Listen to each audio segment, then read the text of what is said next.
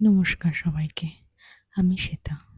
আমার এই নতুন চ্যানেলে সবাইকে স্বাগত। ভগবানের আশীর্বাদ নিয়ে শুরু করলাম এই জার্নি। সকলে পাশে থাকবেন।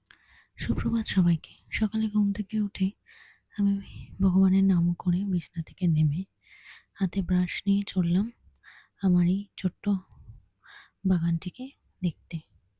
দেখলাম একটি ছোট্ট ফুল ফুটেছে, দেখে খুব আনন্দ হলো। তারপর গেলাম জামাটা চেঞ্জ করতে। জামাটা চেঞ্জ করে এসে চুলটাকে ভালো করে আঁচড়ে নিতে হবে।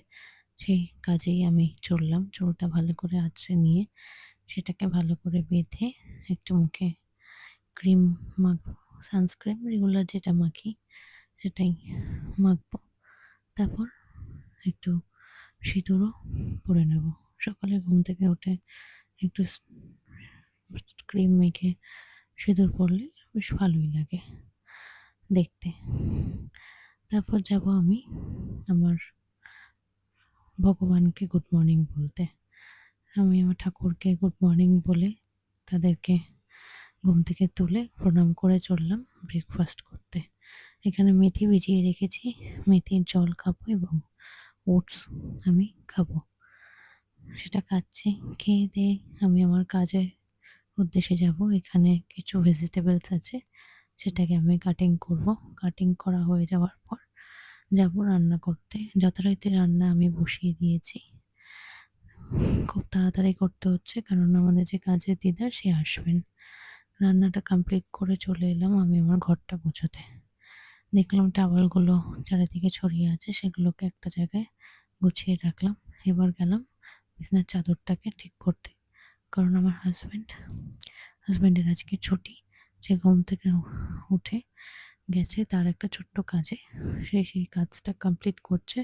সেই সময় আমি ভাবলাম যে বিছানার চাদরটা ঠিক করে নিই, ঘরের যে সমস্ত জিনিসগুলো অগোছালো হয়ে আছে ঠিক করে নিই। সাথে সাথে আমার শাশুড়ি মার সাথেও কথা বলছিলাম, কাজ করছিলাম এবং তার সাথে কথা বলছিলাম। কথা বলতে বলতে কাজ করলে বেশ ভালোও লাগে আর সময়টাও কেটে যায়। আর শাশুড়ি মা একদমই আমাকে নিজের মেয়ের মতনই দেখেন।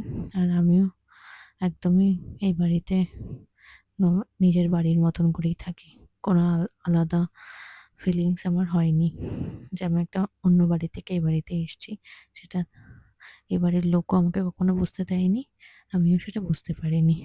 যথারীতি বিছানার চাদরটা চেঞ্জ করছি। পিঙ্ক কালারটা আমার খুব ফেভারিট, তাই জন্য আমার শ্বশুরমশাই আমার ঘরের কালারও পিঙ্ক কালার করে দিয়েছেন বিয়ের আগে। দেন আমি চলে গেলাম এগুলো, যে টিভির সামনে প্রচুর জিনিসপত্র অগোছালো হয়ে আছে সেগুলোকে ঠিক করতে। প্রচুর ধুলো জমেছে, তো সেগুলোকে ঠিক করতে গেলাম। সেগুলোকে ভালো করে ক্লিন করে রাখছি। ওয়াশিং মেশিনটাকেও ভালো করে ক্লিন করে নিচ্ছি।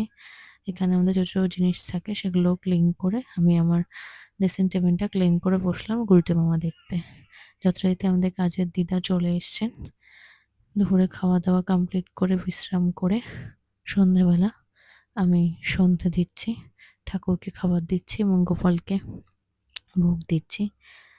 দিয়ে ধূপকাঠি জ্বালিয়ে ঠাকুরকে দেখিয়ে যাব আমি চা করতে।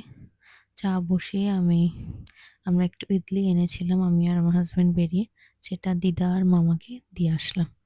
দিয়ে এসে চাটা হয়ে গেছে, এবার আমি আমার হাজব্যান্ডকে দিয়ে এখানেই ব্লগটি শেষ করলাম। টাটা।